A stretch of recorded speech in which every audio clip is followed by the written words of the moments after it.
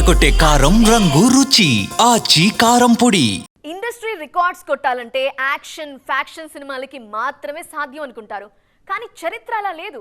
Action కంటే family సినిమాలకి రికార్డులు తిరగరాసే సత్తా ఉందని చాలా సార్లు ప్రూవ్ అయింది. ఇంకా అదే జరుగుతోంది. మిలీనియం నుంచి మొదలు పెడితే ఇప్పటికీ కుటుంబ కథా చిత్రాలే రికార్డులు తిరగరాస్తున్నాయి. ఈ ఫ్యామిలీ బొమ్మ చేస్తున్న మ్యాజిక్ ఏంటి? నిజమేగా, కలిసుంటే కలదు సుఖం. ఓ మాస్ సినిమా చేస్తే సింగిల్ టికెట్ తెగుతుంది, మహా అయితే మరో టికెట్ తెగుతుంది.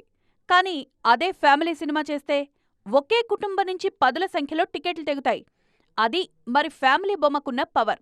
25 ఏళ్ల నాటి కలిసుందాం రా నుంచి నేటి మనశంకర వరప్రసాద్ గారి వరకు కుటుంబ కథా చిత్రాలు రఫ్ఫాడించాయి. ఇండస్ట్రీ రికార్డుల్ని మంచినీళ్లు తాగినంత ఈజీగా ఫ్యామిలీ సినిమాలు తిరగరాస్తున్నాయి. 2000లో వెంకటేష్ కలిసుందాంరా అప్పటి రికార్డుల్ని తిరగరాసింది. మధ్యలో ఇంద్ర, పోకిరి లాంటి యాక్షన్ సినిమాలు కొత్త రికార్డ్స్ క్రియేట్ చేసినా 2020లో అలవైకుంఠపురంలో అంటూ ప్యూర్ ఫ్యామిలీ సినిమాతో 250 కోట్లు కొల్లగొట్టారు అల్లు అర్జున్. ఆ ఏడాది సరిలేరు నీకెవరూ కూడా రఫ్ఫాడించినా లాంగ్ రన్లో అలవైకుంఠపురంలో విజేతగా నిలిచింది.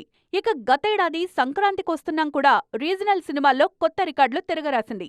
300 కోట్లు వసూలు చేసి ఔరా అనిపించింది. వెంకటేష్కు ఫ్యామిలీస్లో ఉన్న పట్టు మరోసారి నిరూపించింది సంక్రాంతికొస్తున్నాం.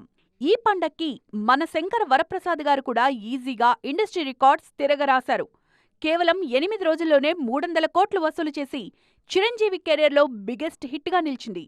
మెగాస్టార్ ఎంత మాస్ హీరో అయినా ఫ్యామిలీస్ థియేటర్కు కదిలితే క్లాస్ సినిమాతోనూ రికార్డులు సృష్టించచ్చని నిరూపించారు అనిల్ రావిపూడి. మొత్తానికి family genre care of industry హిట్స్గా మారిందిప్పుడు.